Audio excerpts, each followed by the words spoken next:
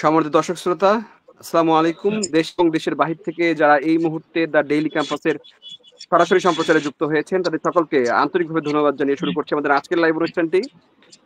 আজকে আমরা স্বতন্ত্র ইবতেদায়ী শিক্ষকদের যে বিষয়টি রয়েছে, সেই বিষয়টি নিয়ে আপনাদের সঙ্গে আলোচনা করব। স্বতন্ত্র ইবতেদায়ী শিক্ষকদের যে এমপিও ভুক্তির যে প্রক্রিয়াটি, সেটি আসলে কোন অবস্থায় আছে বা কি অবস্থা এবং আন্দোলন পরবর্তী আসলে কোন দিকে যাবে, সেই বিষয়গুলো নিয়ে আমরা বিস্তারিত আলোচনা করব। এই বিষয়ে আলোচনা করতে আজকে আমাদের স্টুডিওতে লাইভে যুক্ত হয়েছেন মোহাম্মদ কবির উদ্দিন, সভাপতি সমগ্র বাংলাদেশ নন এমপিও অধিকার আদায় পরিষদ। জি। এছাড়া আমাদের সঙ্গে আরো যুক্ত আছেন মোহাম্মদ রাশেদ মোশাররফ, যিনি একজন কারিগরি শিক্ষক নেতা হিসেবে, যাকে আমরা দীর্ঘদিন ধরে দেখেছি। আপনাদের দুইজনকেই ডেইলি ক্যাম্পাসে সরাসরি সম্প্রচারে স্বাগত জানাচ্ছি। আপনাদের কাছে অনুরোধ থাকবে, যদি আপনাদের ওখানে কোনো সাউন্ড বা কিছু হয়, তো অনুগ্রহপূর্বক সেটি আপাতত কিছুক্ষণের জন্য আপনারা মিউট করে রাখবেন। এটা আপনাদের কাছে অনুরোধ থাকবে।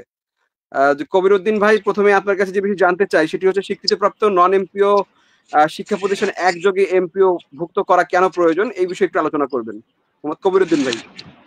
জি, শিহাব ভাই, আপনাকে অনেক অনেক ধন্যবাদ। আমি মোহাম্মদ কবির উদ্দিন, সমগ্র বাংলাদেশ নন এমপিও অধিকার আদায় পরিষদ সভাপতি। আমার শিক্ষা প্রতিষ্ঠান সিলেট জেলার সুনামগঞ্জ জেলাতে। তো আসলে কেন শিক্ষা প্রতিষ্ঠানগুলো স্বীকৃতিপ্রাপ্তগুলোকে আগে আনা দরকার, এ বিষয়ে আসলে অনেক লজিক আছে। যেমন, যে প্রতিষ্ঠানগুলো আমাদের চলমান হয়েছিল প্রথম অবস্থায়, যে প্রতিষ্ঠানগুলো প্রথমে স্বীকৃতি দেওয়া হয়, সেই প্রতিষ্ঠানগুলোকে নির্দিষ্ট মানদণ্ডের আলোকে স্বীকৃতি দেওয়া হয়। যেমন স্টুডেন্ট সংখ্যা, কাম্য পরীক্ষার্থী, কাম্য শিক্ষার্থী, তারপরে আপনার বিল্ডিং, জমি জমার কাগজ, এই নীতিমালাগুলোকে অনুসরণ করে কিন্তু আমাদের নন এমপিও যে প্রতিষ্ঠানগুলোকে স্বীকৃতি দেওয়া হয়। এই স্বীকৃতি দেওয়ার পরপরই ওই প্রতিষ্ঠানগুলো কিন্তু এমপিও ভুক্তির জন্য যোগ্য হয়ে যায়, যে শিক্ষকগুলো ওখানে জব করে। তো বিগত সরকারের আমলে এবং একটা নীতিমালা দেওয়া ছিল যে সেখানে প্রতি বছরেই এই নন এমপিওর এই মানদণ্ডের ভিত্তিতে প্রতি বছর একটা নিয়োগ শৃঙ্খলার মাধ্যমে প্রতি বছরে প্রতিষ্ঠান এমপিও ভুক্ত করার।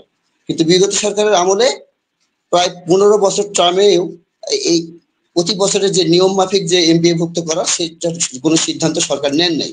এই সরকার না নেওয়ার কারণে হয়েছে কি, এই নন এমপিও ভুক্ত প্রতিষ্ঠানগুলো বছরের পর বছর, প্রায় 15 বছর 20 বছর পার করে আসার পর এই প্রতিষ্ঠানগুলো প্রথম অবস্থায় যে মানদণ্ড ছিল, সেই মানদণ্ডটা পরবর্তীতে তারা কিছু কিছু প্রতিষ্ঠান দেখা গেল সেই মানদণ্ডের নিম্ন দিকে ধাবিত হয়, এবং পরবর্তীতে তারা আবেদন করলে বা করলে সেই মানদণ্ডটা হারিয়ে যায়। এবং বিশেষত এই প্রতিষ্ঠানগুলো 17-15 বছর বিগত সরকারের আমলে পুরোপুরি বৈষম্যের শিকার ছিল। কেমন বৈষম্যের শিকার ছিল দেখেন, যে প্রতিষ্ঠানগুলোকে আপনার এমপিও দেওয়া হতো, তারা একটা 21-এর কাল একটা বৈষম্যের একটা নীতিমালা তৈরি করলো, এবং সেই নীতিমালায় কিছু পয়েন্টকে ঘাট করে দিল, এবং সেই নীতিমালার আলোকে এই স্বীকৃতিপ্রাপ্ত যে আগের যে স্বীকৃতিপ্রাপ্ত যে মানদণ্ড ছিল, সেই মানদণ্ড থেকে মানদণ্ড কঠিন করার কারণে বর্তমান সেই প্রতিষ্ঠানগুলো আর এমপিও হতে পারছে না। এজন্য আমাদের নন এমপিও ঐক্য পরিষদের ডাকে যে আন্দোলনটা চলমান আছে, তাদের একটাই দাবি যে যেহেতু আমরা স্বীকৃতিপ্রাপ্ত চলমান প্রতিষ্ঠানগুলোকে আপনারা স্বীকৃতি দিলেন, আপনারা নির্দিষ্ট মানদণ্ডে স্বীকৃতি দিলেন, এবং আপনারা বললেন যে আপনারা ফিট, এবং স্বীকৃতির সমস্ত মানদণ্ডকে ওকে রেখেই এই প্রতিষ্ঠানগুলো চলমান রয়েছে। তারা প্রতি বছর রেজাল্ট দিচ্ছে, তারা প্রতি বছর তাদের এই রেজাল্টটা গভর্নমেন্টের ইয়াতে যাচ্ছে, এবং সরকারিভাবে এটা কিন্তু সম্পূর্ণটাই কিন্তু সরকারি এবং বেসরকারি এবং নন এমপিও এমপিও সবার রেজাল্ট গুলো একত্র হয়ে কিন্তু একটা সামগ্রিক একটা ফলাফল আসতেছে। তো এক্ষেত্রে নন এমপিও শিক্ষকরা যেহেতু দীর্ঘদিন বৈষম্যের শিকার, তাহলে আমাদের এই দাবিটা এরকমই আসতেছে যে তাহলে আমাদের যেহেতু স্বীকৃতি দিলেন আমাদের যে নির্দিষ্ট মানদণ্ডে, তাহলে এই মানদণ্ডে এখন কেন আমরা এমপিও পাচ্ছি না? তাহলে নতুন করে যদি আবার সেই মানদণ্ডটাকে কঠিন করে পর্যায়ে নিয়ে যাওয়া হয়, তাহলে এখানে প্রায় 2.5 থেকে 3 হাজার শিক্ষা প্রতিষ্ঠান এখনো নন এমপিও আছে। এবং এটা থাকার কারণ হচ্ছে, যদি বিগত সরকার যদি প্রতি বছরে নিয়ম মাফিক যদি আমার এমপিওর দ্বারটা খুলতেন, প্রতি বছর যদি আবেদনের মাধ্যমে ওই ক্রাইটেরিয়ায় এমপিও ভুক্ত দিতেন, তাহলে কিন্তু আজকে এই এমপিও ভুক্তর এই জায়গাটা কিন্তু আমাদের এতগুলো প্রতিষ্ঠানে এসে দাঁড় হতো না।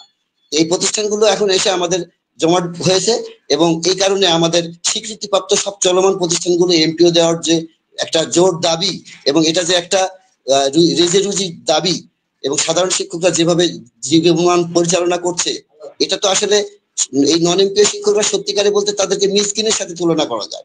কারণ একজন মিসকিন কি, তাকে আপনি যখন দান করবেন তখন আপনি ডেকে তাকে এক হাতে দান করলে আরেক হাত যেন দেখতে না পায়, এরকম অবস্থায় আমাদের এই নন এমপিও শিক্ষকরা জীবনযাপন করতেছে। এবং ওনারা না পারতেছে রিক্সা চালাইতে, না পারতেছে পানের দোকান করতে, কিছুই করতে পারতেছে না। এবং এইরকম অবস্থার মধ্যে থেকে একটা শিক্ষা প্রতিষ্ঠান কিভাবে কতদিন মানে সামনের দিকে এগিয়ে নিয়ে যাবে, তারপরে এই প্রতিষ্ঠানগুলো কিন্তু তারা ধরে রাখছে অনেক কষ্ট করে। আপনারা অবশ্যই এগুলো জেনে রাখবেন যে নন এমপি প্রতিষ্ঠানের শিক্ষকেরা যে পরিশ্রম করে তাদের প্রতিষ্ঠানগুলোকে ধরে রেখেছে, এটার জন্য তাদেরকে বাহবা দেওয়া উচিত। অথচ গভর্নমেন্ট কিন্তু কোনো একটি ভাতা পর্যন্ত তাদেরকে দেওয়া হয় না।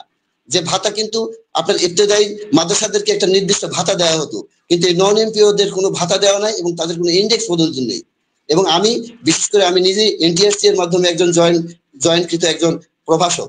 আমি 2022 সালে জয়েন করছি এবং সেখানে এনটিআরসি থেকে জয়েন করছি নন এমপিও দেখে, এটা সত্য কথা। কিন্তু এখন পর্যন্ত সরকার কিন্তু আমাদেরকে এখনো আমলে আনে নাই। এই জন্য আমাদের একটা মানে এটা এটা নন এমপিও শিক্ষকের একটা বাস্তব দাবি। আপনারা একটু দেখেন, আপনারা দেশের জনগণ, আপনারা সংবাদ মাধ্যম দ্বারা আপনারা এতটুকু বোঝানোর চেষ্টা করি আমরা আমরা আমাদের যারা ঊর্ধ্বতন কর্মকর্তা আছে, যারা শিক্ষা মন্ত্রণালয় আছে, যারা শিক্ষা অধিদপ্তর দেখা করে, আসলে আপনারা দেখেন আমাদের বাংলাদেশের যে সর্বোচ্চ শিক্ষিত শিক্ষকরাই কিন্তু আজকে এখানে দাঁড় হয়ে আছে। এরা একটা বাংলাদেশের শ্রেষ্ঠ নাগরিক এবং এই নাগরিকের এই এতটুকু বেতনের অধিকারটুকু থেকে বঞ্চিত তারা রাখছে।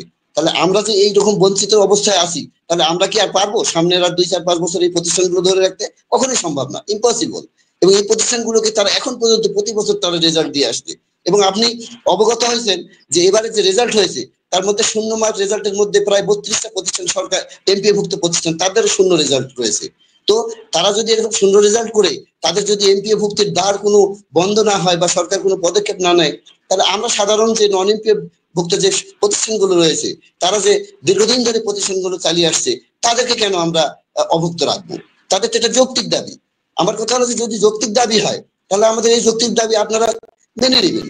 কারণ আমরা আমরা এই নন এমপিওর যে সংখ্যাটা রয়েছে খুব বেশি সংখ্যা না, 2500 প্রতিষ্ঠান হয়তো নন এমপি অবস্থায় রয়েছে। তাহলে এই শিক্ষিত জাতিগুলোকে দায়ভার কার? এটা তো সরকারের দায়ভার।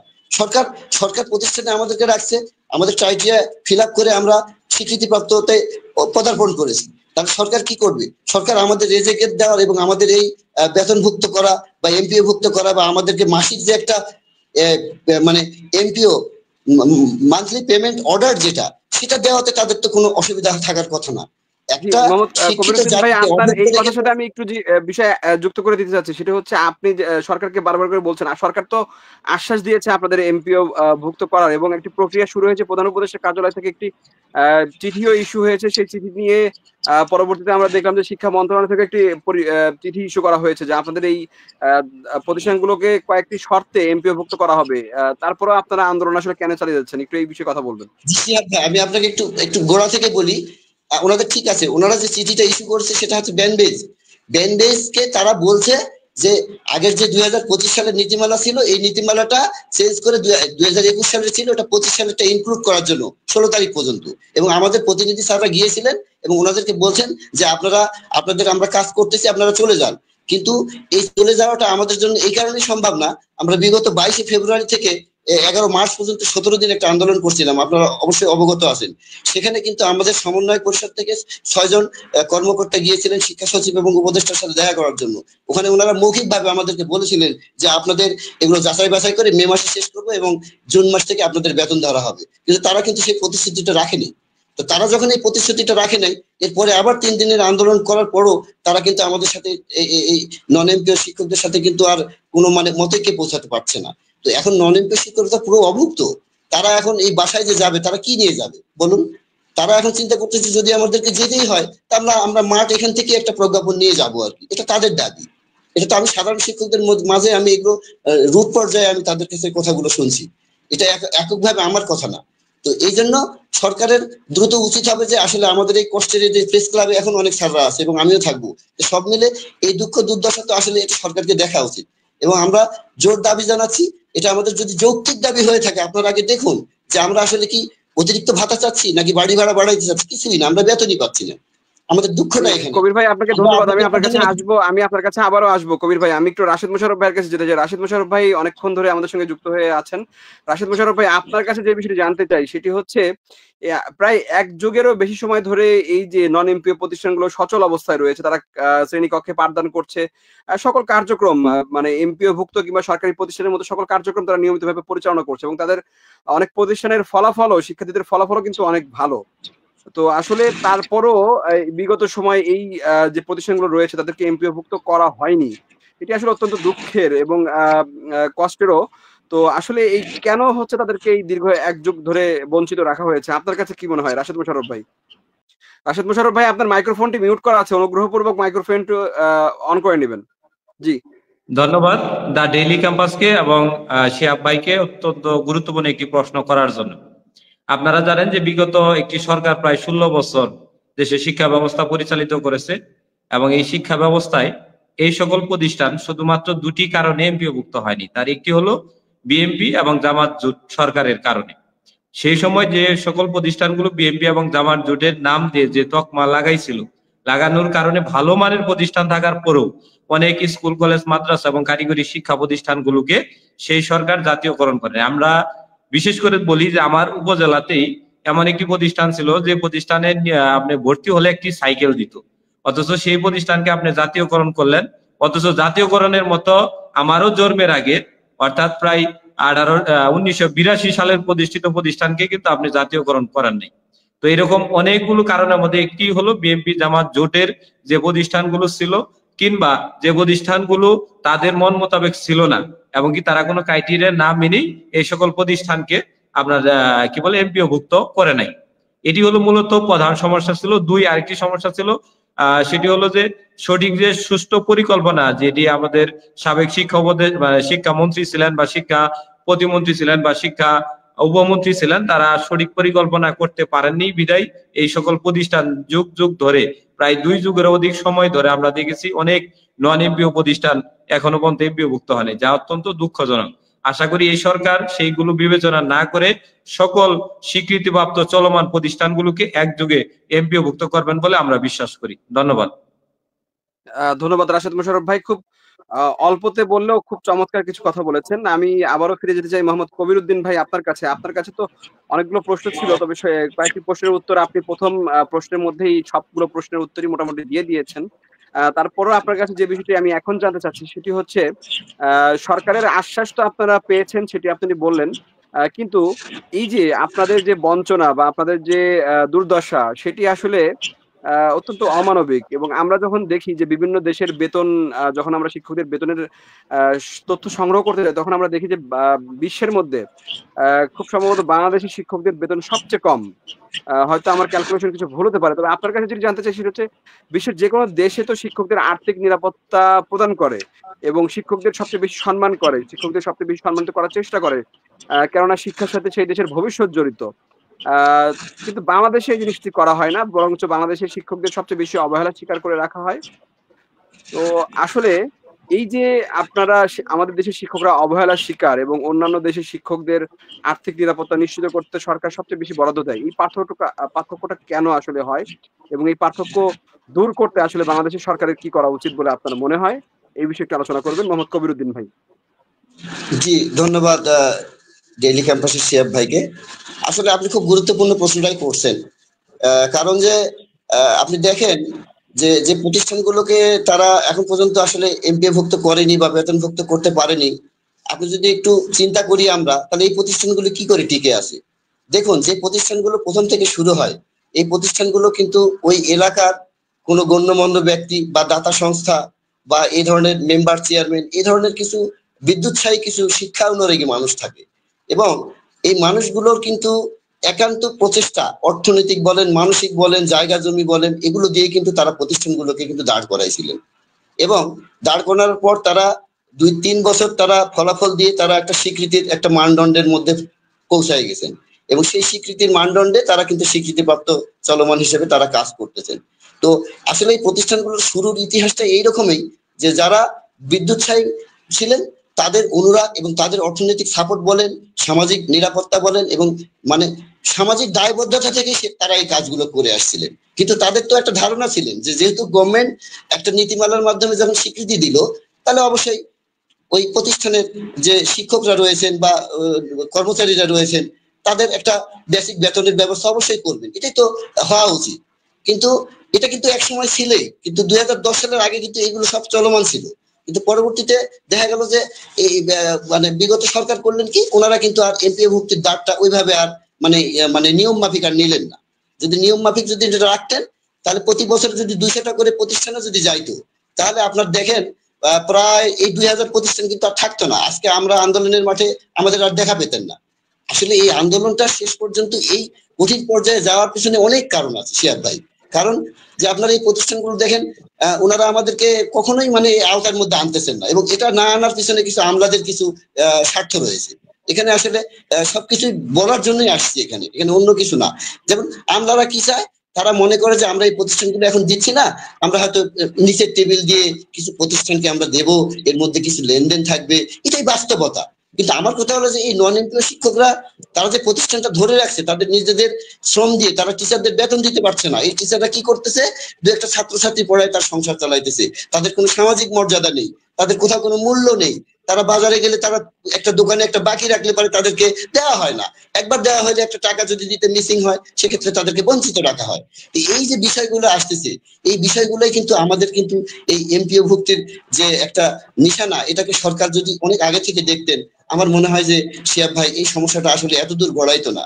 আজকে দেখান এই নন এমপ্লয় শিক্ষকরা আন্দোলনে প্রায় যে 14 দিন থাকলেন, আপনি বলেন তো এই গ্রাম থেকে এই মানুষগুলো এসে তাদের এমন কি অর্থনৈতিক সচ্ছলতা আছে তারা এতদিন থাকতে পারে। আমরা খুব আশা করেছিলাম যে গত সপ্তাহে সরকার হয়তো আমাদের একটা আশার বাণী দিয়ে আমাদের একটা প্রজ্ঞাপন দেবেন, ওটা না দিয়ে ওনারা একটা বেন বেস ডাটা দিলেন। এই বেন বেসকে বললেন যে আপনারা বেন বেস ওকে করেন, আমরা একটা নীতিমালার দিয়ে বা একটা প্রজ্ঞাপন দিয়ে স্যারদেরকে সরাই দিব। কিন্তু সত্যি কথা বলতে এখন পর্যন্ত আমাদের কাছে এমন কোনো আপডেট খবর নাই যে আমরা অমুক তারিখের মধ্যে হয়তো বা মাঠ ছাড়তে পারবো। এখন আমাদের তো এই সাধারণ শিক্ষকদের দেওয়ালে পিঠ থেকে গেছে। একটা মানুষকে যখন দেওয়ালে পিঠ ঠেকতে ঠেকতে এমন জায়গায় চলে আসে সেক্ষেত্রে কিন্তু সে কিন্তু আর এখান থেকে চায় না। আজকে দেখেন যে মানুষগুলো কিছুই নেই, তারা কিন্তু আজকে মানে মজবুত শক্ত হয়ে জীবনটাকে করে আসছে। এবং গতদিন আপনারা জানেন যে আমাদের একটা সচিবালয় ঘেরা ছিল শিক্ষা মন্ত্রণালয়, সেখানে কিন্তু একটা টিয়ার সেল নিক্ষেপ হয়েছে এবং টিয়ার গ্যাস দিয়েছে এবং পানি দিয়েছে, এবং আমাদের প্রায় 50 জন আমাদের শিক্ষক শিক্ষিকা তারা দ্রুতভাবে তাদেরকে হাসপাতালে অ্যাডমিট করা হয়েছিল। আল্লাহর রহমতে হয়তো মৃত্যুর ঘটনা ঘটেনি, কিন্তু অনেকে অসুস্থ হয়েছে, আপনারা এগুলো দেখছেন। তো আমরা তো আসলে এগুলো করতে চাই না। আমরা এর আগে সরকারকে প্রত্যেকটা জেলার ডিসির মাধ্যমে শিক্ষা উপদেষ্টা এবং শিক্ষা প্রধান উপদেষ্টাকে কিন্তু স্মারকলিপি দেওয়া হয়েছিল, কিন্তু ওনারা এগুলো কোনোটাই ভ্রুক্ষেপ করে নাই। তো একটা দায়িত্ব যদি সরকার শিক্ষকদের নিয়ে একটা দেশের মানে মানে আপনি যদি গণতন্ত্রের কথা বলেন, গণতন্ত্রের সংজ্ঞাটা কি? আমার সমগ্র জনগণকে সমান অধিকার দিতে হবে। তাহলে আপনাদের এখানে শিক্ষা প্রতিষ্ঠানের 3টা জায়গা আছে, একটা এমপিও ভুক্ত, একটা সরকারিকরণ, একটা নন এমপিও ভুক্ত। তাহলে এই নন এমপিও ভুক্তকে আপনারা সরকারি কোষাগার থেকে কিছুই দিচ্ছেন না, তাহলে এই বৈষম্যটা কেন? আমাদের প্রশ্ন হলো এইটা। আমরা এখানে জোর করে দাবি করতে আসিনি যে আমাদেরকে দিতেই হবে। আমাদের কথা হলো যে আমরা সরকারকে বোঝানোর এটাই চেষ্টা করছি যে আমরা যে আপনাদের জন্য কাজগুলো করতেছি, আপনারা দেখেন তো নন এমপিও প্রতিষ্ঠান থেকে কত পার্সেন্ট রেজাল্ট আমরা দিচ্ছি, এটা একটা বিবেচনা করেন। দিচ্ছি তো, যেখানে 0 রেজাল্ট এমপিও ভুক্তরও থাকে, আমাদের থাকে না, তাহলে আমরা অপরাধটা কোথায় করলাম? আমাদের এতটুকু কথা শিয়াব ভাই। এখানে আসলে আপনাদের মাধ্যমে আমরা দেশবাসীকে জানাইতে চাই এবং ঊর্ধ্বতন সরকারি কর্মকর্তাদেরকে জানাইতে চাই, আপনারা একটু বিনয়ের সুরে আমাদের দিকে একটু তাকান। আমরা আসলে যে অভুক্ত অবস্থার মধ্যে এই শিক্ষকরা আছে, এদের চোখের কান্না আপনি বিশ্বাস করেন, আপনি প্রেস ক্লাবে আসলে এক একটা মিডিয়ার সামনে এক একটা শিক্ষকের যে চোখের কান্না, বুক ফাটা কান্না, এটা দেখার মতো নয়। অবশ্যই এটা তাদেরকে বিবেচনায় আনা খুবই প্রয়োজন, এবং এটা তফসিল ঘোষণার আগেই এই সপ্তাহের মধ্যেই তাদেরকে দেওয়ার জন্য একটা আমরা আহ্বান জানাবো। এবং আপনারা দোয়া করবেন যে মহান আল্লাহ তাআলা যেন তাদেরকে সেইভাবে তাদের মনটা নরম করে দেয়, এবং এই নন এমপিও শিক্ষকদের এই দুর্গতি থেকে সবাই যেন ফিরে আসি। আমাদের বউ বাচ্চারা আসলে আমরা কি নিয়ে যাব? শিক্ষকরা একটাই ভাই একটু আরেকটি বিষয় একটু এই আপনার কাছে জানতে চাই, যেহেতু আপনি বলছেন অনর্গল ভাবে আমরা খুব শুনছি, একটু বিষয় জাস্ট জানতে চাই। 1089টি প্রতিষ্ঠান আপনাদের এমপিও ভুক্ত করার কথা ছিল, কিন্তু আমরা যতটুকু শুনতে পাচ্ছি যে সেখান থেকে নাকি অনেক প্রতিষ্ঠান বাদ পড়ে যাচ্ছে। আসলে এই বাদ পড়া বা কতগুলো প্রতিষ্ঠান এমপিও ভুক্ত আমি কিন্তু নন এমপিও প্রতিষ্ঠানের কথা বলতেছি। এটা ইবতেদাইয়ের কথা বলতেছি না। হ্যাঁ, আপনি কি ওই রাশেদ ভাইয়ের সাথে কথা হয়েছিল মনে হয়, আমরা নন এমপিওর মানে শিক্ষকদের কথা বলতেছি আর কি। হ্যাঁ, নন এমপিওটা আর ইবতেদাইটাতে কিন্তু ভিন্ন। আমরা কিন্তু নন এমপিওর কথাটা আপনাদেরকে বলতেছি। নন এমপিও আচ্ছা আচ্ছা শিক্ষা আচ্ছা, জি প্রতিষ্ঠান জি, আমি ইবতেদাইটা আমি মানে আমি হয়তো ভাবছিলাম যে আপনার কথা মতো ইবতেদাই জি কিছু না বলে জি না জি না না না একই শিওর বিষয়। ভাই। জি জি, বুঝতে পেরেছি। জি, আপনি বলতে থাকুন। জি জি, মূলত আমাদের নন এমপিও প্রতিষ্ঠান সর্বোচ্চ আজকে চলমান 2000-এর উপরেই রয়েছে। হ্যাঁ, এবং এগুলোর জীবনযাত্রা এবং ইবতেদাইয়ের ক্ষেত্রে আপনারা জানেন যে কিছুটা মেনে নিয়েছে সরকার, কিন্তু আমরা তো আসলে একেবারে এমন এক জায়গায় আছি, তো আমাদের দিকে তো সরকারকে দেখতে হবে। তা না হলে এমন আজকে যে সাধারণ শিক্ষকদের মনের কথা শুনছি, ওনারা বলছে আমরা যাবোই না, প্রয়োজন হলে আমরা এখানে আত্মহত্যা দিব, এই করব সেই করব। এখন কি করবে? এরপরে যদি আরেকটা কখনো ঘেরাও কর্মসূচি দেওয়া হয়, এটা তো তারা তো কাউকে মানবে না। এক্ষেত্রে একটা রক্তক্ষয়ী সংঘর্ষ হইতে পারে, একটা জীবন বিনাশ হইতে পারে, তাহলে এর দায় ভাই কে নেবে? তাই না? আমরা তো এইভাবে চিন্তা করতেছি। এবং আপনি বিশেষ করে আমি আমার ব্যক্তিগতভাবে আমি সহ এরকম সাধারণ শিক্ষকরা বাসায় তারা যাইতে পারতেছেন, কিভাবে যাবে বলেন? তারা যায় কি বলবে, হ্যাঁ তোমরা কি আন্দোলন করো, কোথায় যায় দাবি দাও, তোমাদের সরকার দাবি মানে নেয় না। যেখানে শিক্ষকরা অভুক্ত, যেখানে প্রতিষ্ঠান বিল পায় না, তাহলে তাদের এই দাবিটা 100% যুক্তি শিয়াব ভাই। আপনি একেবারে এটাকে মানে ফুললি আপনি বিবেচনা করুন। এবং আপনি বিবেচনা না, আমি এই সমগ্র বাংলাদেশ যারা আমাদের ডেইলি ক্যাম্পাসের যারা দর্শক আছেন, যারা ফলোয়ার রয়েছেন, তাদের উদ্দেশ্যে আমি বলতে চাই, এটা বাংলাদেশের মধ্যে আপনি যদি সর্বোত্তম 1 নম্বর বৈষম্য দেখেন, তাহলে হচ্ছে নন এমপিও শিক্ষা প্রতিষ্ঠান। বাংলাদেশে যতগুলো স্বীকৃতিপ্রাপ্ত চলমান নন এমপিও শিক্ষা প্রতিষ্ঠান আছে, এই নন এমপিও প্রতিষ্ঠানগুলো হচ্ছে সব থেকে বৈষম্যের শিকার। এর যদি 100%-এর নিচে যদি 99 আপনি আনতে পারেন, আমি কবিরাজকে কথা বললাম, আমি আজকে লাইভে আসাটা আমার ব্যর্থ হবে। আর যদি আমার কথাটা সঠিক হয়, আমার কথা হলো সরকার মহোদয়ের কাছে আমাদের দৃষ্টি আকর্ষণ করি, আমরা তো তাদেরকে বাউন্ড করে কোনো কিছু নিতে পারি না, আমরা তাদের কাছে আবদার করতে পারি। এই আবদারটুকুই আমরা আপনাদের মাধ্যমে করব, যে আপনারা দেখুন, সত্যিকারে দেখুন আমরা কোন অবস্থায় আছি।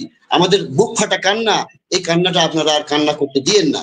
আপনারা আমাদেরকে আর এই অন্তরের কষ্টটুকু আর আর দিয়েন না, কারণ এর এর হিসাব একদিন কিন্তু সবাইকেই দিতে হবে। তো আমরা আসলে কয় বছরের জন্য আছি বলেন? আমার জীবন থেকে 15টা বছর চলে গেছে, আমার কতটুকু চাকরি আছে? আমাকে সরকার এরকমও কোনো নিশ্চয়তা দিতে পারবে না যে আপনি যেদিন থেকে জয়েন করছেন সেদিন থেকে আপনাকে হয়তো ভাতাটা ধরা হবে, এটাও দিতে পারবে না সম্ভবত। আমি যতটুকু নীতিমালাটুকু জানি, তাহলে যেতটুকু আসতেছে অতটুকু দেন, আমরা অন্তত খেয়ে পরে 4টা ডাল ভাত করে যেন আমরা বাঁচতে পারি। শিয়াব ভাই। জি, কবির ভাই আপনাকে অসংখ্য ধন্যবাদ। আমরা লাইভের একদম শেষ দিকে আছি। আমি রাশেদ মোশাররফ ভাইয়ের কাছে শেষ প্রশ্নটি করতে চাই। রাশেদ মোশাররফ ভাই, আপনার কাছে যেটি জানতে চাই সেটি হচ্ছে এই যে আমরা যেটা সচরাচর দেখে থাকি যে এমপিও ভুক্তির ক্ষেত্রে সবচেয়ে বড় সমস্যা যেটি হয় এমপিও নীতিমালা। তো এই ক্ষেত্রে অনেকে দাবি করেছে যে নন এমপিও প্রতিষ্ঠানগুলো যে এমপিও ভুক্তির যে নীতিমালা রয়েছে সেই নীতিমালাটা কিছুটা শিথিল করা হোক, এবং আসলে এই শিথিলতার প্রয়োজনটা কেন সেই বিষয়ে আপনার কাছে আমি একটু জানতে চাই রাশেদ মোশাররফ ভাই। ধন্যবাদ দা ডেইলি ক্যাম্পাস এবং শিহাব ভাইকে, অত্যন্ত যুক্তিপূর্ণ একটি কথা বলেছেন। আসলে বেসরকারি এমপিওভুক্ত স্কুল কলেজ মাদ্রাসা এবং কারিগরি শিক্ষা প্রতিষ্ঠানের সর্বশেষ 2021-এর নীতিমালা এবং মাদ্রাসা এবং কারিগরির 18-19-এর নীতিমালাতে যা বলা রয়েছে তার মধ্যে আমি একটি কথা বলে দিই, সেটি হলো এসএসসি ভোকেশনালে প্রতি ট্রেডে 40 জন করে আপনার ছাত্র অথবা ছাত্রী এবং এর সাথে প্রায় 40% পাস, এইভাবে 3 বছর ধরে রাখলে আপনি এসএসসি ভোকেশনাল শাখায় এমপিও ভুক্ত হবেন।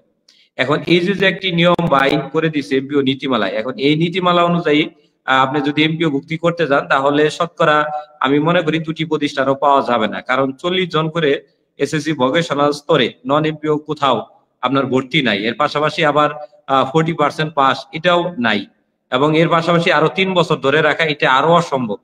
তো সেক্ষেত্রে আমরা বলবো যেগুলো চলমান প্রতিষ্ঠান রয়েছে এবং সেই সকল প্রতিষ্ঠানে 2 জন 3 জন বা 5 জনও পাস রয়েছে এবং কোথাও 0% পাস নাই, এই ধরনের সকল প্রতিষ্ঠানকে, বিশেষ করে মাদ্রাসা, কারিগরি এবং স্কুল অ্যান্ড কলেজের যে অংশটুকু রয়েছে এবং এমপিও প্রতিষ্ঠানের সাথে যেগুলো নন এমপিও, যেমন কারিগরি প্রতিষ্ঠান নন এমপিও মাদ্রাসার সাথে কারিগরি রয়েছে, অথবা স্কুল কলেজের সাথে যে নন এমপিও সাবজেক্ট গুলো রয়েছে এগুলোকে এমপিও দিলে এবং এমপিও নীতিমালাটাকে শুধুমাত্র তাদের জন্য শিথিল করে দিলে আশা করি এখনকার যে আবেদনটি সেটি সর্বোচ্চ 3000-এর উপরে যাবে না। অর্থাৎ এই 3000 প্রতিষ্ঠান আবেদন করলে আশা করি 25 বা 2500-র মতো প্রতিষ্ঠানকে যদি আপনারা একটু শর্ত শিথিল করে দেন, পরবর্তীতে আর নন এমপিও প্রতিষ্ঠান আবেদনযোগ্য প্রতিষ্ঠান থাকবেই না।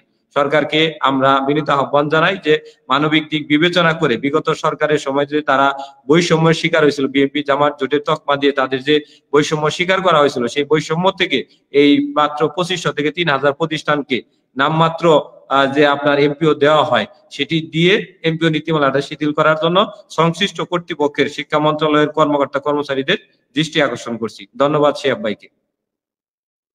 রাশেদ মোশাররফ ভাই, আপনাকে অসংখ্য ধন্যবাদ। একই সঙ্গে আপনাকে ধন্যবাদ মোহাম্মদ কবির উদ্দিন ভাই, আপনাকেও ধন্যবাদ যে আপনারা খুব শর্ট নোটিশে আজকে আমাদের সঙ্গে লাইভে যুক্ত হয়েছেন, আলোচনা করেছেন, খুব প্রাণবন্ত আলোচনা হয়েছে। তবে আলোচনাটি আমরা আর দীর্ঘায়িত করতে চাচ্ছি না বা করার ইখতিয়ার নাই। রাশেদ ভাই বলেছিলেন 20 মিনিট হয়তো তারা সময় দিতে পারবেন, তো সেই সময়টি ইতিমধ্যে শেষ হয়ে গেছে।